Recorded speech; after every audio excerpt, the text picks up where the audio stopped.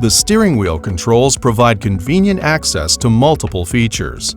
On the left side are the controls for standard and adaptive cruise control. The top right button turns adaptive cruise on and off. When your desired speed is reached, press the Set button on the left. To increase speed in increments, press the plus button quickly to increase speed by 1 mile per hour. Press or hold for more than a second to increase the set speed in 5 mile per hour increments. The minus button works the same way to reduce the set speed. While in adaptive cruise mode, set the relative distance to vehicles ahead with the center button. As the number of illuminated bars increase, the relative distance also increases. On the bottom of the control pad, you can adjust the volume of the infotainment system. Either tap the up or down buttons, or slide your thumb left or right to increase or decrease volume. The volume scale will appear in the digital cockpit display. The R button is for Golf R models only and is used to put the vehicle into race mode with a firmer suspension response, accentuated shift points, and a tuned exhaust note.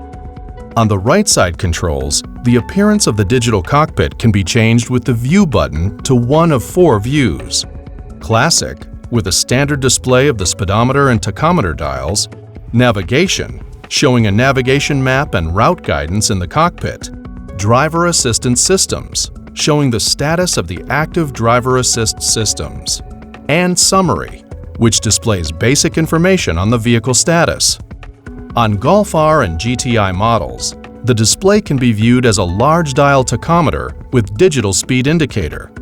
On Golf R only, a digital speed indicator and linear tachometer can also be selected. In any of the views, press and hold the View button to hide the secondary displays on either side of the main display. Press and hold again to bring them back. The arrows on the control pad let you change options within the primary and secondary displays. The up and down arrows move you through available selections within the primary display. Press OK to select an option. Use the side arrows to open the options in the secondary displays. There are multiple options to choose from. The options are the same for the left and right secondary displays, allowing you to customize your cockpit view.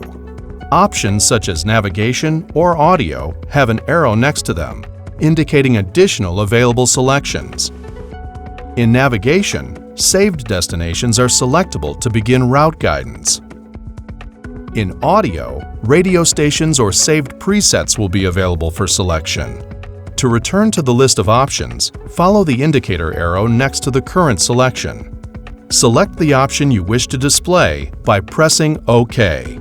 Select your optional view for the right-hand display in the same way, choosing the information you want to appear. To remove options from the list, choose Settings, then deselect options to remove them. They can be reselected later if desired.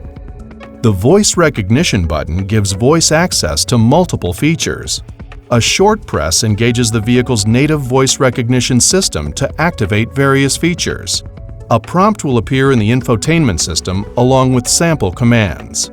A long press of the button activates the voice recognition features of a connected device, such as an iPhone or Android device, which can be accessed using the device's digital assistant using natural language commands. The arrows on the bottom of the right-hand controls allow you to change radio channels or music tracks by pressing or with a swipe, right or left, to move through available selections.